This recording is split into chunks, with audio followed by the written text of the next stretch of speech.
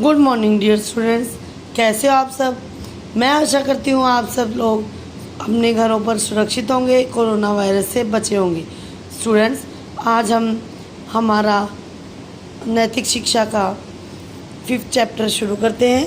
तो क्लास शुरू करते हैं डियर स्टूडेंट्स। ये चैप्टर है सुखमय जीवन का रहस्य, जो एक स्टोरी है। इस स्टोरी को ध्यान से सुनिएगा और ध्यान से वीडियो को देखिएगा, तो स्टोरी एंजॉय कीजिएगा स्टूडेंट्स। पुराने समय की बात है, एक प्रसिद्ध महात्मा जी के पास एक साधारण व्यक्ति आया और उनसे बड़े विनम्र स्वर में निवेदन किया, महाराज, मुझे सच्चे सुख का रास्ता बताइए। मैं इतने दिनों से सांसारिक मोह माया में फंसा था। मेरे पास जीवन को सुखमय बनाने के सभी साधन उपलब्ध थे, किंतु मैं उनमें आनंद की अनुभूति नहीं कर पा रहा था और बहुत दुखी था। उनसे उपकर तथा सभी वस्तुओं का त्याग करके मैं आपके पास आया हूँ, मेरी रक्षा कीजिए। महात्मा जी उस व्यक्ति की बात सुनकर बोले, ठीक है, तुम मेरे पास रहो, मैं तुम्हें सुखमय जीवन का रहस्य बताऊंगा। कुछ दिन बाद महात्मा जी ने उसे एक गाय दी और कहा, वत्स, तुम सुबह पूजा अर्चना के बाद इस गाय को जंगल में चरा कर ले आना और इसका दूध पी लिया करना। इससे गौ सेवा जैसा पुण्य कर्म भी होगा और तुम्हारा पोषण भी होता रहेगा। इस तरह जिम्मेदारियों से मुक्त रहते हुए तुम सुखमय जीवन का आनंद भी उठाओगे। कुछ समय बाद एक दिन उस व्यक्ति ने महात्मा जी से कहा, महाराज, बड़ा आनंद है, खूब मस्ती है, आपने तो सुखमय जीवन का बड़ा सरल रास्ता बताया है। महात्मा जी ने कहा, ठीक है, ऐसे ही आनंद करो। एक दिन अचानक गाय कहीं चली गई, रात तक वापस नहीं आई। शिष्य बहुत दुखी हुआ, महात्मा के पास रोता हुआ आया और बोला, महात्मा जी, महाराज, गाय कहीं चली गई, मेरा आनंद जाता रहा, अब क्या करूं। महात्मा हंसकर बोले, वत्स, अब तो और भी आनंद मिलेगा, क्योंकि अब तो गाय को चराने की चिंता है अब न तो गाय को चराने की चिंता है, न उसे खिलाने पिलाने की। नहीं तो तुम दिन भर उसी में लगे रहते थे। अब सब चिंता मिट गई।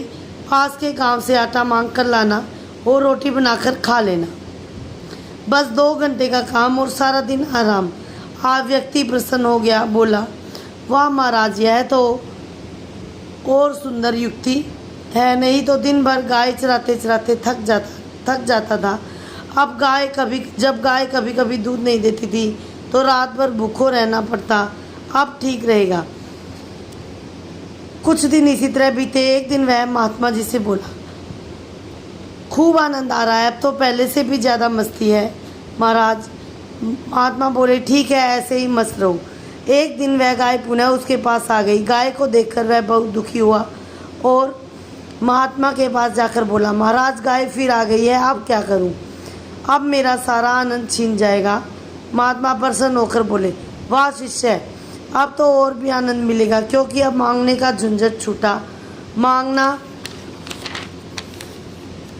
मरने के समान है। अब चूल्हा भी नहीं फूंकना पड़ेगा। दूसरे गौ सेवा से अपार पुण्य मिलेगा। समय का सदुपयोग भी होगा। दूध पीने से तुम्हारा स्वास्थ्य भी अच्छा रहेगा। अब तो आनंद ही आनंद है। इस बार महात्मा जी की बात सुनकर शिष्य अपने को रोक नहीं सका और बोल पड़ा, महाराज, जब गाय खो गई थी तब भी आपने कहा अच्छा हुआ, अब पुनः वापस आ गई तब भी आप कह रहे हैं कि अच्छा हुआ। मैं आपकी बात का निहितार्थ नहीं समझ पा रहा हूँ। महात्मा जी बोले, दुख निवृत्ति और सुख प्राप्ति का यही सरल उपाय है। प्रत्येक स्थिति में प्रसन्न रहो, सुख की अनुभूति करो। सच्चे सुखमय जीवन का यही रहस्य है। व्यक्ति खुश हो गया और महात्मा जी से बोला, क्या मैं पुराने जीवन में लौट सकता हूँ? महात्मा जी मुस्कुराए और सहर्ष अनुमति दे दी। डियर स्टूडेंट्स, ये थी हमारी आज की स्टोरी और इस कहानी से हमें एक सीख मिलती है। वो सीख यह है कि सुख अनुभव की वस्तु है। हम उसे कब अनुभव करते हैं, किन परिस्थितियों में अनुभव करते हैं, ये हमारे विवेक पर निर्भर करता है। प्रत्येक परिस्थिति में व्यक्ति को को प्रत्येक परिस्थिति में सुखी रहना ही बुद्धिमान व्यक्ति की पहचान है।